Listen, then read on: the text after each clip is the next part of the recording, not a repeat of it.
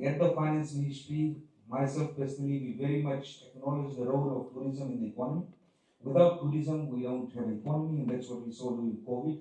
So we acknowledge that it provides more than 25,000 jobs, supports almost 40% of the economy, brings close to $3 billion in the economy. However, I think it's a very simple fact, which the industry also agrees, as Natasha said, that without Fiji Airways, we don't have a tourism industry of this size.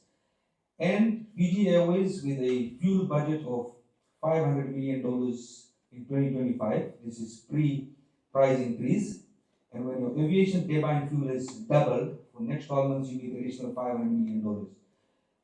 The airline cannot sustain that additional $500 million in cost. It will end up in massive losses and challenges on financial position. So if the government has to think as a shareholder only in the airline, and the entity has to just think about itself, the next course of action is to reduce flights by 15% or increase the fares to fully pass on the increase in the cost.